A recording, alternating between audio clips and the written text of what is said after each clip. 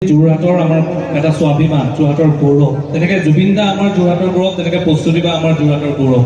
সঁচাকৈ আবাহন থিয়েটাৰৰ উৎকৃষ্ট নাটক, বিশেষভাৱে প্ৰস্তুতি বাৰ আকৰ্ষণীয় অভিনয়, গতিকে সঁচাকেই এক বিশেষ মৰ্যাদা প্ৰদান কৰি আহিছে। আৰু বিশেষভাৱে ভ্ৰাম্যমাণ থিয়েটাৰৰ দুখন মঞ্চৰ জৰিয়তে নাট প্ৰদৰ্শন কৰাৰ যি ব্যতিক্ৰমী কলা আছে, সমগ্ৰ বিশ্বৰ ভিতৰতে এইটো এটা বিৰল। গতিকে এইটো অসমীয়া জাতিৰ বাবে এক গৌৰৱৰ সম্পদ।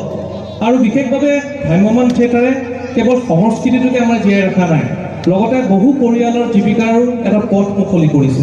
এইটো খুব এটা সুন্দৰ নিদৰ্শন। আৰু বিশেষভাৱে মই উদযাপন কমিটিক ধন্যবাদ জনাইছোঁ এই অনুষ্ঠানত মোক মুখ্য পৃষ্ঠপোষকৰ দায়িত্ব দিয়াৰ বাবে।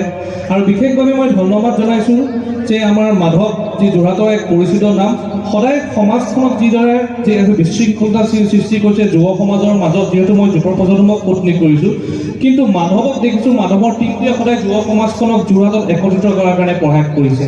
আৰু আজিও বিশ্বাস আছে, আবাহন থিয়েটাৰ বুলি ক'লে এটা প্ৰত্যেকজন যোৰহাটবাসী অসমৰ এটা আৱেগ হয়, লগতে প্ৰস্তুতি বা আছে, আৰু সদায় ৰাইজৰ বা দৰ্শকৰ অন্তৰ জয় কৰিবলৈ সক্ষম হৈ আছে। গতিকে এইটোৱে কওঁ যে আবাহন থিয়েটাৰ চিৰস্থায়ী হওক, এই যাত্ৰা সফল হওক আৰু জিলিকি থাকক। সকলোকে পুনৰবাৰ মই ধন্যবাদ জনাইছোঁ। বিশেষভাৱে বিজয় দাস শৰ্মা ছাৰ ডাঙৰীয়া, যি আমাৰ যোৰহাটৰ শৈক্ষিক আৰু সামাজিক জীৱনত এক বিশেষ অৱদান আছে, লগতে আমাৰ পবিত্ৰ দা আছে, দীপক দা আছে, বিৰাট বিশিষ্ট মঞ্চত বিশিষ্ট ব্যক্তিগত মানৱেন্দ্ৰ দা আছে। সকলোকে ধন্যবাদ জনাই মোৰ বক্তব্য সামৰিছোঁ। ধন্যবাদ।